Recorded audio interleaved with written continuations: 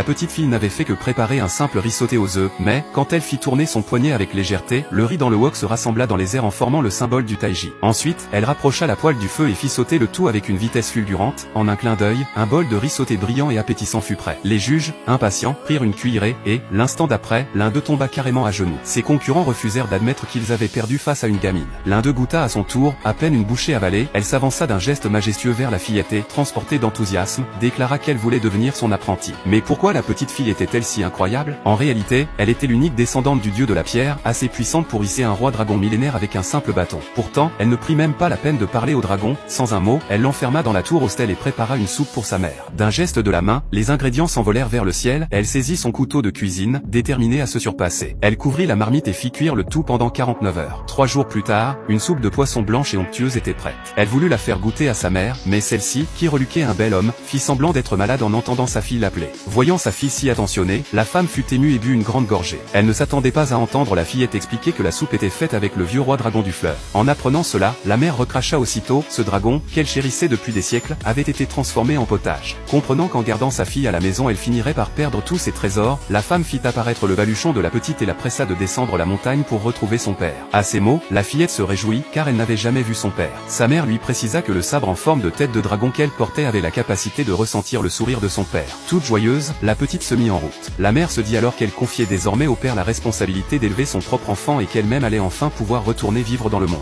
Mais une fois en bas de la montagne, la fillette ne trouva pas la moindre trace de son père, son ventre, en revanche, gargouilla. Elle remarqua à ce moment-là un grand coq et se lança à sa poursuite, jusqu'à pénétrer par hasard sur le site d'un grand concours d'exorcisme. C'était une compétition importante, le vainqueur représenterait la Chine au championnat du monde des maîtres exorcistes. Les adversaires étaient un directeur général d'entreprise familiale et le président du conseil d'administration de la même lignée. Peu savaient qu'ils étaient en fait de la même famille, le vieil aïeul ayant confié l'héritage du restaurant au directeur général, l'oncle en concevait une jalousie tenace. Alors que la tension montait, la fillette entra en courant, serrant son gros coq. Elle faillit trébucher, mais le directeur général la rattrapa au vol. La fillette pensa alors en elle-même qu'elle aimerait que cet homme soit son père. Sans hésiter, elle déclara vouloir participer à la compétition en faveur du PDG. Le juge annonça le début du concours. Le président dit à la petite de rester tranquille jusqu'à la fin de l'épreuve, puis il l'aiderait à retrouver sa famille. Elle accepta. L'épreuve avait pour thème le goût de maman. L'adversaire envoya un chef célèbre du milieu du cinéma, tandis que le président fit appel au maître cuisinier quintuple champion. Les deux camps semblaient d'une force égale. Les plats furent bientôt présentés, et celui du président semblait nettement meilleur. Mais soudain, le candidat du président fit tomber son propre plat, prétextant un malaise. Le président comprit aussitôt qu'il avait été soudoyé par son oncle. Il s'apprêtait à déclarer forfait lorsque la fillette se précipita, brandissant le gros coq.